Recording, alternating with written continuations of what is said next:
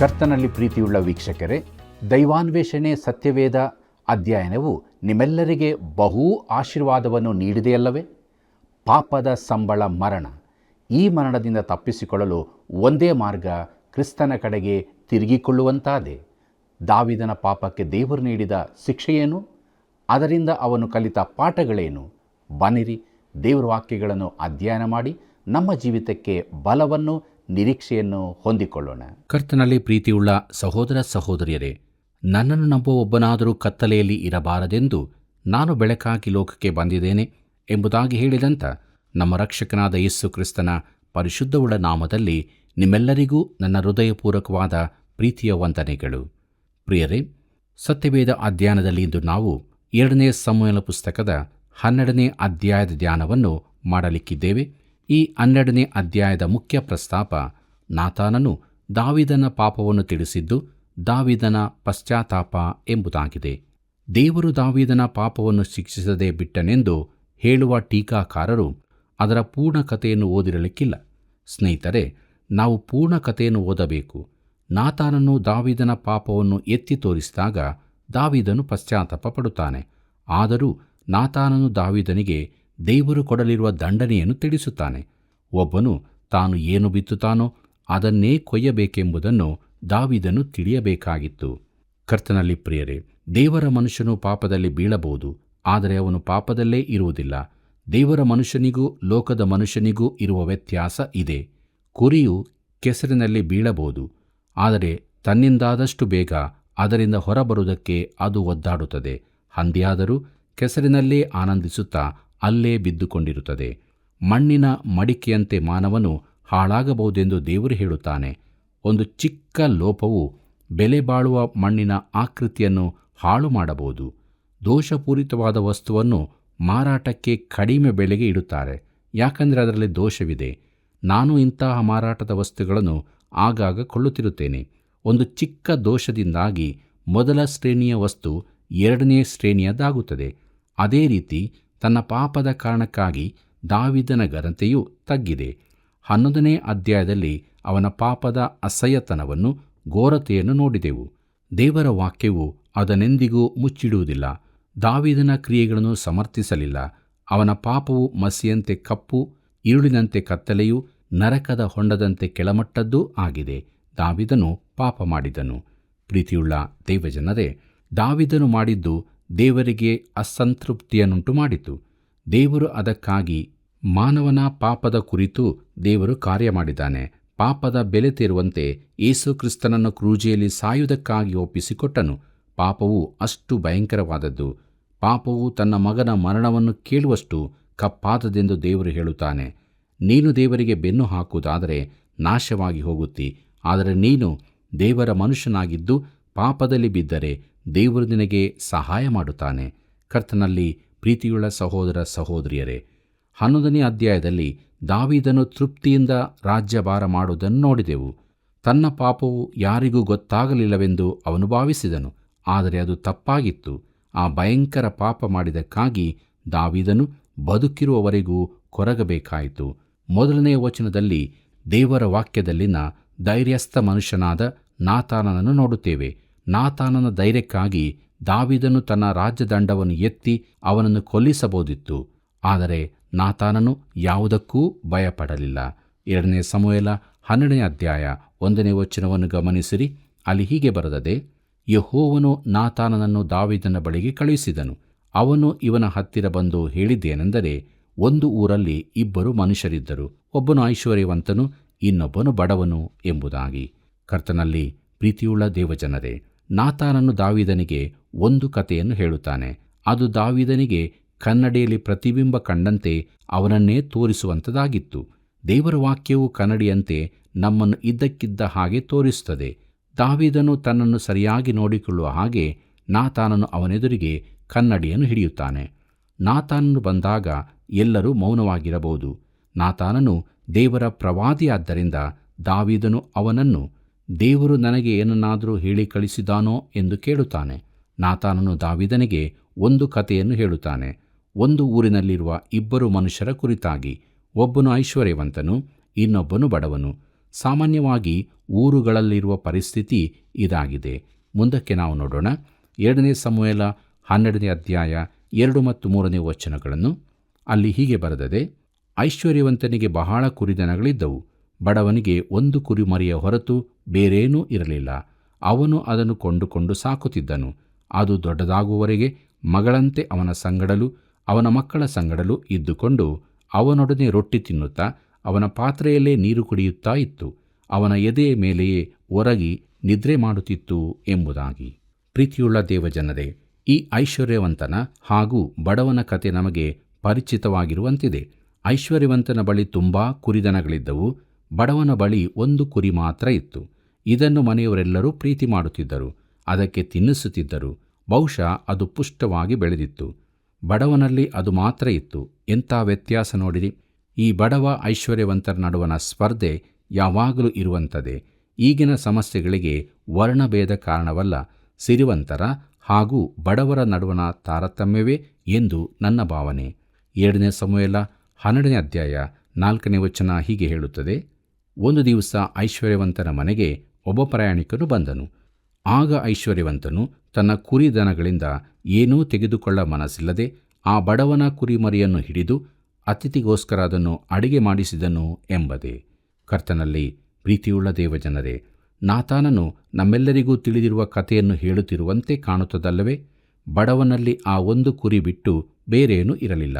ಐಶ್ವರ್ಯವಂತನ ಬಳಿ ಎಲ್ಲವೂ ಇದ್ದರೂ ಅವನು ಜಿಪುಣನಾಗಿದ್ದನು. 2 ಸಮುವೇಲ 12ನೇ ಅಧ್ಯಾಯ 5ನೇ ವಚನವನ್ನು ಗಮನಿಸಿರಿ. ಅಲ್ಲಿ ಹೀಗೆ ಬರುತ್ತದೆ: ಇದನ್ನು ಕೇಳಿ ದಾವೀದನು ಆ ಮನುಷ್ಯನ ಮೇಲೆ ಬಹಳವಾಗಿ ಕೋಪಗೊಂಡು ನಾತಾನನಿಗೆ, ಯೆಹೋವನಾಣೆ, ಆ ಮನುಷ್ಯನು ಸಾಯಲೇಬೇಕು ಎಂಬುದಾಗಿ. ಪ್ರೀತಿಯುಳ್ಳ ದೇವಜನರೇ, ನಾತಾನನು ರಾಜ್ಯದಲ್ಲಿನ ಯಾವುದೋ ಒಂದು ವ್ಯಾಜ್ಯವನ್ನು ತನ್ನ ಬಳಿಗೆ ತಂದುಕೊಂಡು ಆ ವಿಚಾರದಲ್ಲಿ ದಾವೀದನ ತೀರ್ಪನ್ನು ಕೇಳುತ್ತಿದ್ದಾನೆಂದು ದಾವೀದನು ಭಾವಿಸಿದನು. ದಾವೀದನು ಸರಿ ತಪ್ಪನ್ನು ವಿವೇಚಿಸಬಲ್ಲವನಾಗಿದ್ದನು, ನ್ಯಾಯವಂತನಾಗಿದ್ದನು. ಅವನ ತಲೆ ಸರಿಯಾಗಿ ಕೆಲಸ ಮಾಡುತ್ತಿತ್ತು. ನಾತಾನನ ಕಥೆಯನ್ನು ಕೇಳಿದಾಗ ಅವನು ಒಂದು ವೇಳೆ ಕೂಡಲೇ ಹಾರಿ ಎದ್ದು ನಿಂತು, ಅವನೆಲ್ಲಿದ್ದಾನೆ, ಅವನನ್ನು ಕೂಡಲೇ ಬಂಧಿಸೋಣ, ಶಿಕ್ಷೆ ಕೊಡೋಣ ಎಂದಿರಬೇಕು. ಇತರರಲ್ಲಿನ ಪಾಪವನ್ನು ನಾವು ಎಷ್ಟು ಬೇಗ ಕಂಡುಕೊಳ್ಳುತ್ತೇವೆಂಬುದು ಆಶ್ಚರ್ಯಕರ ಸಂಗತಿಯಾಗಿದೆ. ಆದರೆ ನಮ್ಮದೇ ಜೀವಿತದಲ್ಲಿನ ಪಾಪಗಳನ್ನು ನಾವು ಗುರುತಿಸುವುದಿಲ್ಲ. ದಾವೀದನ ಸಮಸ್ಯೆ ಕೂಡ ಇದೇ ಆಗಿತ್ತು. 2 ಸಮುವೇಲ 12ನೇ ಅಧ್ಯಾಯ 6ನೇ ವಚನ ಹೀಗೆ ಹೇಳುತ್ತದೆ: ಅವನು ಕರುಣೆಯಿಲ್ಲದೆ ಹೀಗೆ ಮಾಡಿದ್ದರಿಂದ ಆ ಕುರಿಮರಿಗಾಗಿ 4ರಷ್ಟು ಹಿಂದಕ್ಕೆ ಕೊಡಬೇಕು ಅಂದನು ಎಂಬುದಾಗಿ.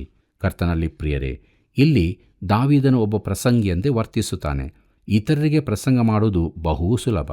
ಅವರನ್ನು ವಿವೇಚಿಸಿ ತಪ್ಪುಗಳನ್ನು ಎತ್ತಿ ತೋರಿಸಿ ಏನು ಮಾಡಬೇಕೆಂದು ಹೇಳುವುದು ಸುಲಭ.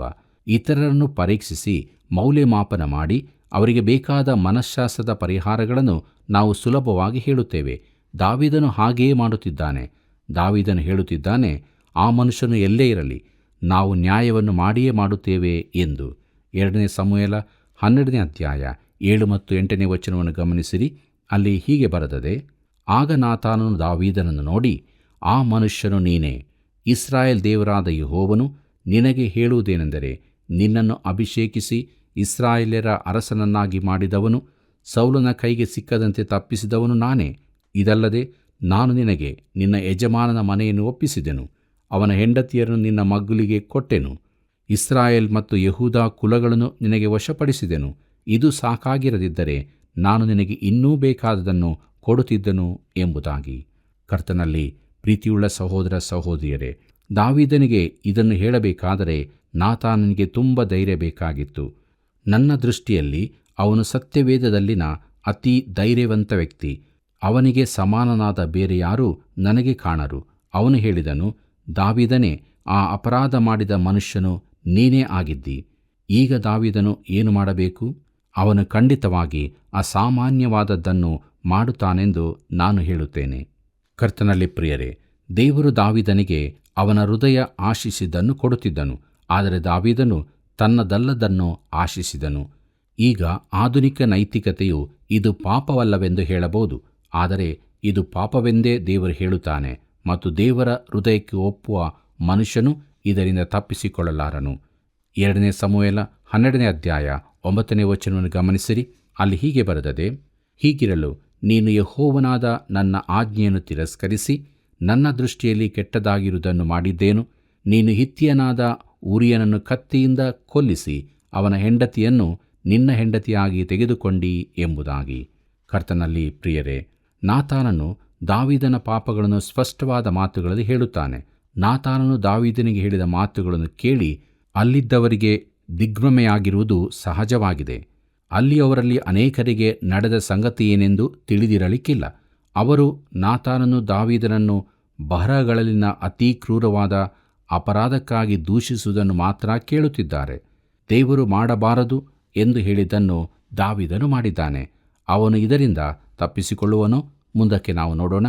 2 ಸಮುವೇಲ 12ನೇ ಅಧ್ಯಾಯ 10ನೇ ವಚನ ಹೀಗೆ ಹೇಳುತ್ತದೆ, ನೀನು ನನ್ನ ಆಜ್ಞೆಯನ್ನು ತಿರಸ್ಕರಿಸಿದ್ದರಿಂದಲೂ ಹಿತ್ತಿಯನಾದ ಉರಿಯನನ್ನು ಅಮ್ಮೋನಿಯರ ಕತ್ತಿಯಿಂದ ಕೊಲ್ಲಿಸಿ ಅವನ ಹೆಂಡತಿಯನ್ನು ನಿನ್ನ ಹೆಂಡತಿಯನ್ನಾಗಿ ತೆಗೆದುಕೊಂಡದರಿಂದಲೂ ಕತ್ತಿಯು ನಿನ್ನ ಮನೆಯನ್ನು ಬಿಟ್ಟು ಹೋಗುವುದಿಲ್ಲ ಎಂಬುದಾಗಿ. ಕರ್ತನಲ್ಲಿ ಪ್ರೀತಿಯುಳ್ಳ ಕ್ರೈಸ್ತ ಸ್ನೇಹಿತನೇ, ಒಬ್ಬ ಕ್ರೈಸ್ತನು ಪಾಪ ಮಾಡುವನೋ ಎಂಬ ಪ್ರಶ್ನೆಗೆ ನನ್ನ ಉತ್ತರ ಹೌದು ಎಂದೇ ಆಗಿದೆ. ಆದರೆ ನೀನು ಪಾಪ ಮಾಡುವಾಗ ದೇವರನ್ನು ತಿರಸ್ಕರಿಸುತ್ತಿ. ಇದನ್ನು ದೇವರೇ ಹೇಳುತ್ತಿದ್ದಾನೆ. ದಾವೀದನು ಊರಿಯನ ಪತ್ನಿಯನ್ನು ತನ್ನ ಪತ್ನಿಯನ್ನಾಗಿ ತೆಗೆದುಕೊಂಡಾಗ ಅವನು ದೇವರನ್ನು ಕಡೆಗಣಿಸಿದಂತಾಯಿತು.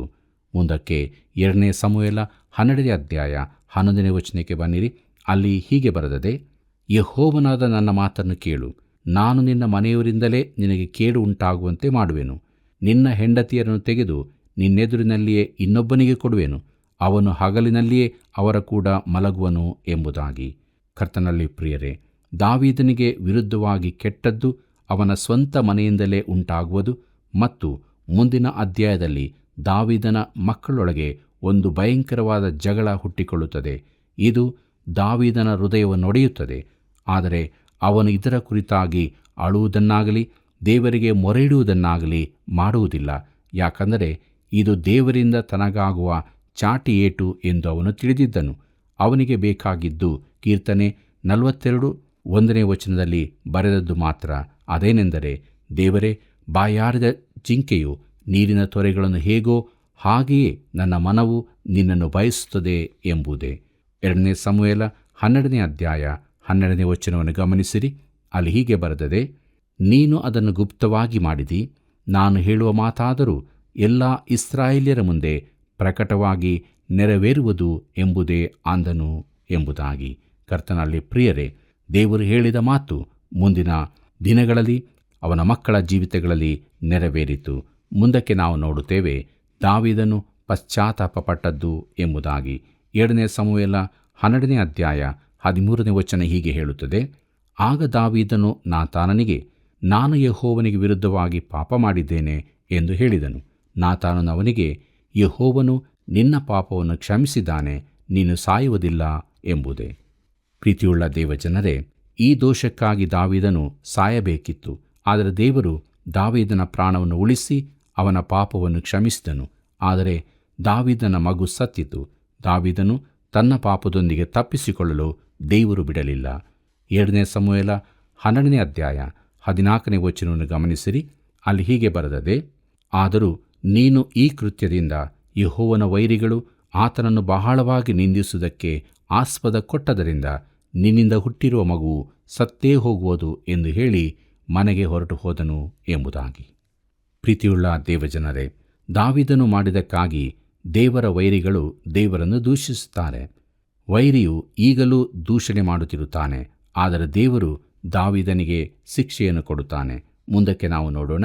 2 ಸಮುವೇಲ 12ನೇ ಅಧ್ಯಾಯ 15ನೇ ವಚನದಿಂದ 17ನೇ ವಚನದವರೆಗೆ. ಉರಿಯನ ಹೆಂಡತಿಯಲ್ಲಿ ದಾವೀದನಿಗೆ ಹುಟ್ಟಿದ ಮಗು ಯೆಹೋವನ ಪೆಟ್ಟಿನಿಂದ ಬಹುವಾಗಿ ಅಸ್ವಸ್ಥವಾಯಿತು. ಆದುದರಿಂದ ದಾವೀದನು ಮಗುವಿಗೋಸ್ಕರ ದೇವರನ್ನು ಪ್ರಾರ್ಥಿಸುತ್ತಾ ಉಪವಾಸ ಮಾಡುತ್ತಾ ಒಳಕೋಣೆಯಲ್ಲಿ ನೆಲದ ಮೇಲೆಯೇ ಬಿದ್ದುಕೊಂಡು ರಾತ್ರಿ ಕಳೆಯುತ್ತಿದ್ದನು. ಅವನ ಮನೆಯ ಹಿರಿಯ ಸೇವಕರು ಅವನನ್ನು ಎಬ್ಬಿಸುವುದಕ್ಕೆ ಹೋದರು. ಆದರೆ ಅವನು ಏಳಲೂ ಇಲ್ಲ, ಅವರೊಡನೆ ಆಹಾರ ತೆಗೆದುಕೊಳ್ಳಲೂ ಇಲ್ಲ ಎಂಬುದಾಗಿ. ಪ್ರೀತಿಯುಳ್ಳ ಸಹೋದರ ಸಹೋದರಿಯರೇ, ದಾವೀದನು ದೇವರ ಸನ್ನಿಧಾನಕ್ಕೆ ಹೋಗಿ ತನ್ನ ಮಗುವಿನ ಪ್ರಾಣವನ್ನು ಉಳಿಸಬೇಕೆಂದು ಮೊರೆಯಿಟ್ಟನು. ಆ ಮಗುವು ಸತ್ತು ಹೋಯಿತೆಂಬ ವರ್ತಮಾನ ಮುಂದಕ್ಕೆ ಅವನಿಗೆ ಬಂದಿತ್ತು. 2 ಸಮುವೇಲ 12ನೇ ಅಧ್ಯಾಯ 19 ಮತ್ತು 20ನೇ ವಚನವನ್ನು ಗಮನಿಸಿರಿ. ಅಲ್ಲಿ ಹೀಗೆ ಬರೆದದೆ, ಸೇವಕರು ಈ ಪ್ರಕಾರ ಗುಜುಗುಜು ಮಾತನಾಡುವುದನ್ನು ದಾವೀದನು ಕಂಡು ಮಗುವು ಮೃತಿ ಹೊಂದಿತೆಂದು ತಿಳಿದು ಸೇವಕರನ್ನು, ಮಗುವು ಸತ್ತಿತೋ ಎಂದು ಕೇಳಿದನು. ಅವರು ಹೌದು, ಸತ್ತಿತು ಎಂದು ಉತ್ತರ ಕೊಟ್ಟರು. ಆಗ ದಾವೀದನು ನೆಲದಿಂದೆದ್ದು ಸ್ನಾನಮಾಡಿ ತೈಲ ಹಚ್ಚಿಕೊಂಡು ತನ್ನ ಬಟ್ಟೆಗಳನ್ನು ಬದಲಾಯಿಸಿ ಯೆಹೋವನ ಮಂದಿರಕ್ಕೆ ಹೋಗಿ ಆರಾಧನೆ ಮಾಡಿದನು. ಆನಂತರ ಮನೆಗೆ ಬಂದು ಆಹಾರ ತರಿಸಿ ಊಟ ಮಾಡಿದನು ಎಂಬುದಾಗಿ. ಕರ್ತನಲ್ಲಿ ಪ್ರಿಯರೇ, ದಾವೀದನ ಸೇವಕರಿಗೆ ಆಶ್ಚರ್ಯವಾಯಿತು. ಮಗು ಇನ್ನು ಜೀವದಲ್ಲಿದ್ದಾಗ ದಾವೀದನು ಗೋಣಿತಟ್ಟು ಕಟ್ಟಿಕೊಂಡು ಬೂದಿಯಲ್ಲಿ ಕೂತಿದ್ದನು. ಮಗುವು ಸತ್ತು ಹೋದಾಗ ಅವನ ದುಃಖವು ಇನ್ನೂ ಅಧಿಕವಾಗಬೇಕಾಗಿತ್ತು. ಆದರೆ ಅದಕ್ಕೆ ಬದಲಾಗಿ ಅವನು ಎದ್ದು ಸ್ನಾನ ಮಾಡಿ ಬಟ್ಟೆಗಳನ್ನು ಬದಲಾಯಿಸಿಕೊಂಡು ದೇವರ ಮಂದಿರಕ್ಕೆ ಹೋಗಿ ಆರಾಧನೆ ಮಾಡಿದನು. ಅವನ ಸೇವಕರು ಈ ಆಶ್ಚರ್ಯ ಸಂಗತಿಗೆ ಕಾರಣ ಕೇಳಿದರು. ಮುಂದಕ್ಕೆ ನಾವು ನೋಡೋಣ. 2ನೇ ಸಮುವೇಲ 12ನೇ ಅಧ್ಯಾಯ 22 ಮತ್ತು 23ನೇ ವಚನಗಳನ್ನು. ಅಲ್ಲಿ ಹೀಗೆ ಬರೆದದೆ, ದಾವೀದನು ಅವರಿಗೆ, ಹುಡುಗನು ಜೀವದಿಂದಿದ್ದಾಗ ಒಂದು ವೇಳೆ ಯೆಹೋವನು ಕೃಪೆ ಮಾಡಿ ಅವನನ್ನು ಉಳಿಸಾನು ಅಂದುಕೊಂಡು ಉಪವಾಸ ಮಾಡಿದೆನು. ಅತ್ತೆನು, ಈಗ ಸತ್ತಿದಾನಲ್ಲ, ನಾನೇಕೆ ಉಪವಾಸ ಮಾಡಬೇಕು? ಅವನನ್ನು ಹಿಂದಕ್ಕೆ ತರುವುದು ನನ್ನಿಂದಾದೀತೆ. ನಾನಾಗಿ ಅವನ ಬಳಿಗೆ ಹೋಗಬೇಕೇ ಹೊರತು ಅವನು ನನ್ನ ಬಳಿಗೆ ಬರುವುದಿಲ್ಲ ಎಂದು ಉತ್ತರ ಕೊಟ್ಟನು ಎಂಬುದಾಗಿ. ಪ್ರೀತಿಯುಳ್ಳ ದೇವಜನರೇ, ಆ ಚಿಕ್ಕ ಮಗು ರಕ್ಷಿಸಲ್ಪಟ್ಟದೆಂದು ದಾವೀದನು ತಿಳಿದಿದ್ದನು. ನಾನು ಅವನ ಬಳಿಗೆ ಹೋಗಲಿದ್ದೇನೆ ಎಂದು ಹೇಳುತ್ತಾನೆ. ತಾನು ಮರಣ ಹೊಂದಿದಾಗ ತನ್ನ ಈ ಮಗನೊಂದಿಗೆ ಪುನಃ ಸೇರುತ್ತೇನೆಂದು ಅವನಿಗೆ ತಿಳಿದಿತ್ತು. ಪ್ರೀತಿಯುಳ್ಳ ದೇವಜನರೇ, ಚಿಕ್ಕ ಮಗು ಮರಣ ಹೊಂದಿದಾಗ ಅದು ಕರ್ತನ ಬಳಿಗೆ ಹೋಗುತ್ತದೆ. ಮತ್ತಾಯನ ಬರೆದ ಸುವಾರ್ತೆ 18ನೇ ಅಧ್ಯಾಯ 10ನೇ ವಚನದಲ್ಲಿ ಹೀಗೆ ನೋಡುತ್ತೇವೆ, ಈ ಚಿಕ್ಕವರಲ್ಲಿ ಒಬ್ಬನನ್ನಾದರೂ ತಾತ್ಸಾರ ಮಾಡಬಾರದು. ನೋಡಿರಿ, ಪರಲೋಕದಲ್ಲಿ ಅವರ ದೂತರು ಪರಲೋಕದಲ್ಲಿರುವ ನನ್ನ ತಂದೆಯ ಮುಖವನ್ನು ಯಾವಾಗಲೂ ನೋಡುತ್ತಲಿದ್ದಾರೆ ಎಂದು ನಿಮಗೆ ಹೇಳುತ್ತೇನೆ. ಈ ವಚನಗಳಲ್ಲಿ ದೂತರು ಎಂಬುದನ್ನು ಆತ್ಮಗಳು ಎಂದು ಹೇಳಿದರೆ ಸರಿಯಾಗುತ್ತಿತ್ತು. ಒಂದು ಚಿಕ್ಕ ಮಗುವು ಸತ್ತಾಗ ಆ ಮಗುವು ಆ ಕೂಡಲೇ ಕರ್ತನ ಬಳಿಗೆ ಹೋಗುತ್ತದೆ. ಇದು ದೇವರ ವಾಕ್ಯದ ಬೋಧನೆಯಾಗಿದೆ. ಇದು ನಿಮಗೆ ಹೇಗೆ ಅರ್ಥವಾಗುತ್ತದೋ ನನಗೆ ಗೊತ್ತಿಲ್ಲ. ಕರ್ತನಲ್ಲಿ ಪ್ರಿಯರೇ, ತನ್ನ ಚಿಕ್ಕ ಮಗನು ಸತ್ತಾಗ ದಾವೀದನು ಸಂತೋಷ ಪಡಬೇಕಾಗಿತ್ತು. ಯಾಕಂದರೆ ಒಂದು ದಿನ ತಾನು ಅವರನ್ನು ನೋಡುತ್ತೇನೆಂದು ಅವನಿಗೆ ಗೊತ್ತಿತ್ತು. ಅನೇಕ ವರ್ಷಗಳ ಬಳಿಕ ಅವನ ಮಗನಾದ ಅಬ್ಷಾಲೋಮನು ಸತ್ತಾಗ ಇದು ಸತ್ಯವಾಗಿರಲಿಲ್ಲ. ಅಬ್ಷಾಲೋಮನು ದಾವೀದನಿಗೆ ದುಃಖವನ್ನೇ ಕೊಟ್ಟನು. ಅವನು ಸತ್ತಾಗ ದಾವೀದನು ಗೋಳಾಡಿದನು. ಯಾಕಂದರೆ ಅಬ್ಷಾಲೋಮನು ರಕ್ಷಿಸಲ್ಪಟ್ಟಿದ್ದಾನೆಂಬ ಭರವಸೆ ದಾವೀದನಿಗಿರಲಿಲ್ಲ. ಮುಂದಕ್ಕೆ ನಾವು ನೋಡೋಣ ಸೊಲೊಮೋನನ ಜನನ ಎಂಬುದಾಗಿ. 2ನೇ ಸಮುವೇಲ 12ನೇ ಅಧ್ಯಾಯ 24 ಮತ್ತು 25ನೇ ವಚನವನ್ನು ಗಮನಿಸಿರಿ. ಅಲ್ಲಿ ಹೀಗೆ ಬರೆದದೆ, ದಾವೀದನು ತನ್ನ ಹೆಂಡತಿಯಾದ ಬತ್ಸೆಬೆಯ ಬಳಿಗೆ ಹೋಗಿ ಆಕೆಯನ್ನು ಸಂತೈಸಿ ಆಕೆಯ ಸಂಗಡ ಮಲಗಿದನು. ಆಕೆ ಮಗನನ್ನು ಹೆತ್ತಾಗ ಅವನಿಗೆ ಸೊಲೊಮೋನನೆಂದು ಹೆಸರಿಟ್ಟನು. ಯೆಹೋವನು ಹುಡುಗನನ್ನು ಪ್ರೀತಿಸಿದನು. ಪ್ರವಾದಿಯಾದ ನಾತಾನನು ಯೆಹೋವನು ತನಗೆ ಆಜ್ಞಾಪಿಸಿದಂತೆ ಆತನಿಗೋಸ್ಕರವಾಗಿ ಆ ಹುಡುಗನಿಗೆ ಯೆದೀದ್ಯನು ಎಂದು ಹೆಸರಿಟ್ಟನು ಎಂಬುದಾಗಿ. ಪ್ರೀತಿಯುಳ್ಳ ದೇವಜನರೇ, ಯೆದೀದ್ಯ ಎಂಬ ಹೆಸರಿನ ಅರ್ಥ ಯೆಹೋವನಿಗೆ ಪ್ರಿಯನು ಎಂಬುದಾಗಿ. ಈ ಹೆಸರು ನಾತಾನನ ಮೂಲಕ ದೇವರಿಂದಲೇ ಸೊಲೊಮೋನನಿಗೆ ಕೊಡಲ್ಪಟ್ಟಿತು. 2ನೇ ಸಮುವೇಲ 12ನೇ ಅಧ್ಯಾಯ 26ನೇ ವಚನದಿಂದ 29ನೇ ವಚನದವರೆಗೆ ಗಮನಿಸಿರಿ. ಅಲ್ಲಿ ಹೀಗೆ ಬರೆದದೆ, ಯೋವಾಬನು ಅಮ್ಮೋನಿಯರ ಪಟ್ಟಣವಾದ ರಬ್ಬಕ್ಕೆ ಮುತ್ತಿಗೆ ಹಾಕಿ ಅರಮನೆಯಿದ್ದ ಭಾಗವನ್ನು ಸ್ವಾಧೀನ ಮಾಡಿಕೊಂಡು ದಾವೀದನಿಗೆ ದೂತರ ಮುಖಾಂತರವಾಗಿ, ನಾನು ರಬ್ಬಕ್ಕೆ ಮುತ್ತಿಗೆ ಹಾಕಿ ಹೊಳೆಯ ಬಳಿಯಲ್ಲಿರುವ ಭಾಗವನ್ನು ಸ್ವಾಧೀನ ಮಾಡಿಕೊಂಡಿದ್ದೇನೆ. ನೀನು ಬೇಗನೆ ಉಳಿದ ಸೈನ್ಯವನ್ನು ಕೂಡಿಸಿಕೊಂಡು ಬಂದು ಪಟ್ಟಣಕ್ಕೆ ಮುತ್ತಿಗೆ ಹಾಕಿ ಉಳಿದ ಭಾಗವನ್ನು ಸ್ವಾಧೀನಪಡಿಸಿಕೊ. ಅದನ್ನು ನಾನೇ ಹಿಡಿದರೆ ಅದಕ್ಕೆ ನನ್ನ ಹೆಸರು ಬರುವುದು ಎಂದು ಹೇಳಿ ಕಳುಹಿಸಿದನು. ಆಗ ದಾವೀದನು ಜನರೆಲ್ಲರನ್ನು ಕೂಡಿಸಿಕೊಂಡು ಹೋಗಿ ರಬ್ಬಕ್ಕೆ ಮುತ್ತಿಗೆ ಹಾಕಿ ಅದನ್ನು ಸ್ವಾಧೀನಪಡಿಸಿಕೊಂಡನು ಎಂಬುದಾಗಿ. ಕರ್ತನಲ್ಲಿ ಪ್ರಿಯರೇ, ದಾವೀದನು ಈಗ ಪುನಃ ಯುದ್ಧರಂಗಕ್ಕೆ ಹೋದನು. ಅವನ ರಾಜ್ಯ ವಿಸ್ತಾರವಾಗುತ್ತಾ ಹೋಯಿತು. ದಾವೀದನು ಆ ಕಾಲದ ಪ್ರಸಿದ್ಧ ಅರಸನಾದನು. ಅವನ ಪಾಪದ ಕುರಿತು ಏನು? ಅದು ಬಿಟ್ಟು ಹೋಯಿತೋ? ಮುಂದಿನ ಅಧ್ಯಾಯದಲ್ಲಿ ದಾವೀದನ ಮಗನಾದ ಅಮ್ಮೋನನು ಒಂದು ಮಹಾಪಾಪವನ್ನು ಮಾಡಿದನೆಂದು ನೋಡುತ್ತೇವೆ. ಅವನು ತನ್ನ ಮಲ ಸಹೋದರಿಯನ್ನು ಕೆಡಿಸಿದನು. ಆಕೆಯ ಅಣ್ಣನಾದ ಅಬ್ಷಾಲೋಮನು ಅಮ್ಮೋನನನ್ನು ಕೊಂದನು. ಇದು ದೊಡ್ಡ ಸಂಗತಿಯಾಯಿತು. ಜನರೆಲ್ಲರೂ, ನಮ್ಮನ್ನಾಳುವ ರಾಜನು ಎಂಥವನು? ಅವನು ತನ್ನ ಮನೆಯನ್ನೇ ಶಿಸ್ತಿನಲ್ಲಿಟ್ಟುಕೊಳ್ಳಲಾಗುತ್ತಿಲ್ಲ ಎಂಬುದನ್ನು ಹೇಳುವಂತಾಯಿತು. ಪ್ರಿಯರೇ, ದಾವೀದನ ಜೀವಿತದಿಂದ ಹಿಂದೆ ಬರುವ ಮೊದಲು ನಾನು ಕರ್ತನಿಗೆ ಒಂದು ಪ್ರಶ್ನೆ ಕೇಳಬೇಕೆಂದಿದ್ದೇನೆ. ಕರ್ತನೇ, ನೀನು ದಾವೀದನಿಗೆ ಸಾಕಷ್ಟು ಶಿಕ್ಷೆ ಕೊಟ್ಟಾಯಿತಲ್ಲ, ಇನ್ನಾದರೂ ಅವನಿಂದ ಬೆತ್ತವನ್ನು ಹಿಂತೆಗೆಯಬಹುದಲ್ಲ ಎಂಬುದಾಗಿ. ಆದರೆ ದಾವೀದನು ಎಂದೂ ಹಾಗೆ ಹೇಳಲಿಲ್ಲ. ಅವನು ದೇವರ ಸನ್ನಿಧಾನಕ್ಕೆ ಹೋಗಿ ಹೀಗೆ ಹೇಳಿದನು. ಕೀರ್ತನೆ 51, 1, 2 ಮತ್ತು 12ನೇ ವಚನ. ಪ್ರೀತಿ ಸ್ವರೂಪನಾದ ದೇವರೇ, ನನ್ನನ್ನು ಕರುಣಿಸು. ಕರುಣಾನಿಧಿಯೇ, ನನ್ನ ದ್ರೋಹವನ್ನೆಲ್ಲ ಅಳಿಸಿಬಿಡು. ನನ್ನ ಪಾಪವನ್ನು ಸಂಪೂರ್ಣವಾಗಿ ತೊಳೆದುಬಿಡು.